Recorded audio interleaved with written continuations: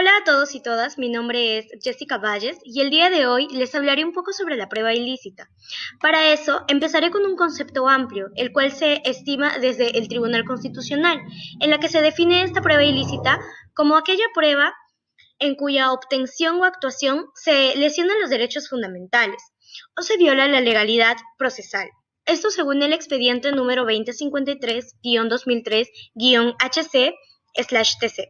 En el concepto restringido, la definen como aquellas pruebas obtenidas directa o indirectamente con violación del contenido esencial de los derechos fundamentales de la persona.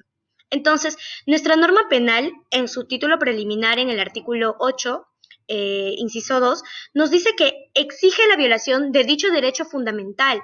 Para ello, no basta con cualquier tipo de violación, sino que debe recaer en su contenido esencial. Entonces, será necesario determinar el contenido esencial de cada derecho fundamental que se alega que ha sido vulnerado. Siguiendo con mi exposición, creo conveniente precisar que entre las limitaciones de admisión de medios de prueba se encuentran la prohibición de admitir una prueba ilícita. Esta está junto a otro tipo de limitaciones, por ejemplo, el secreto de Estado, el secreto profesional y el secreto industrial.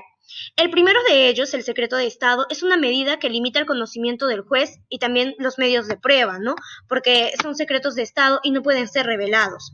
En cuanto al secreto profesional, no se puede obligar a que se revele información bajo secreto profesional y tampoco se pueden sancionar a alguien por negarse a revelarlos, ¿no? Existen medidas alternativas que son razonables para revelárselas al juez. No obstante, se debe tener en cuenta que no deberían ser reveladas a la masividad de las personas y que ellos puedan conocer el contenido de esta prueba, que es parte del secreto profesional. En cuanto al secreto industrial, tiene que ver con los secretos de la empresa. Por ejemplo, no se puede ventilar la identidad de los usuarios de determinada empresa, ¿no? Entonces debemos tener en cuenta que no se puede pretender tener un resultado objetivo a través de la violación y vulneración de demás derechos fundamentales. Siendo así, tomaremos en cuenta la distinción entre la prueba ilícita en la utilización o su ilicitud en la obtención. La primera de ellas, que es la ilícita en su utilización, nos habla del contexto del proceso judicial mismo. En él hablamos de una prueba ilegal, no ilícita. Por ejemplo, tenemos en cuenta las prohibiciones probatorias que se encuentran en el Código Procesal Civil, en la cual nos dice que se prohíbe tener como testigos 1, el absolutamente incapaz; 2, el que ha sido condenado por algún delito que a criterio del juez afecta la idoneidad de su testimonio; el pariente dentro de cuarto grado consanguíneo o tercero de afinidad; el cónyuge o concubino, salvo en asuntos de derecho de familia, ¿no? Luego también está el que tenga interés directo o indirecto en el resultado del proceso, y además de eso no puede ser testigo el juez y el auxiliar de justicia. En este caso estamos frente a una prueba ilegal, pues se refiere a su utilización. Entonces la consecuencia de este tipo de pruebas es la nulidad de los actos procesales, porque es una prueba que vulnera la ley, que pone en peligro también a la otra parte. Entonces, volvemos a la ilicitud en la obtención, pues coincide con lo que se conoce como prueba ilícita o prohibida. Aquí se habla de un contexto extraprocesal, la ilicitud en la obtención de la fuente de la prueba.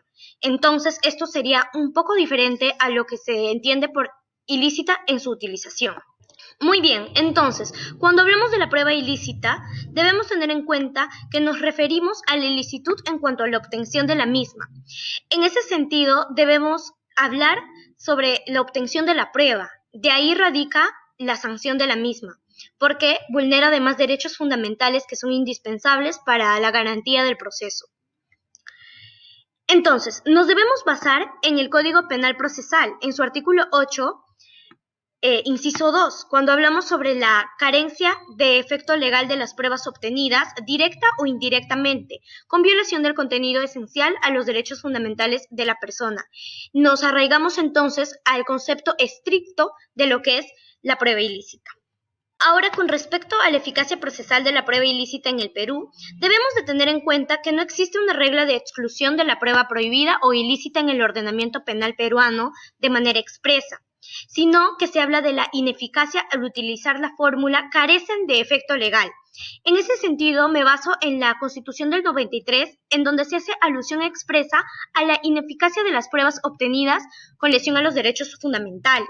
Por ejemplo, en el artículo 2, inciso 24, literal H, cuando señala que carecen de valor las declaraciones obtenidas por violencia moral, física o psíquica, y quien las emplea incurre en responsabilidad. También el artículo 2, en su inciso 10, al prescribir que los documentos privados obtenidos con violación del precepto constitucional no tienen efecto legal. También el artículo 2, en su inciso 10, al decirnos que aquellos documentos privados obtenidos con violación de precepto constitucional no tienen efecto legal. El efecto de exclusión para la prueba prohibida e ilícita no está contemplado entonces en la Constitución ni en ninguna norma de desarrollo normativo de nuestro ordenamiento. Siguiendo con la exposición, debemos tener en cuenta excepciones también. Por ejemplo, la doctrina del balancing test de Estados Unidos, la de la buena fe en el caso US versus León en 1984, la teoría del riesgo con el caso Hoffa versus US, la fuente independiente, también el nexo causal atenuado y el descubrimiento inevitable en el caso Nix versus Williams en 1984. Esto se da a partir de jurisprudencia extranjera aplicable a nuestros tribunales. Sin embargo, ¿qué es lo que nos dice nuestro Código Procesal Penal? Según nuestro ordenamiento penal, tenemos 4 excepciones a la exclusión de la prueba ilícita en el proceso.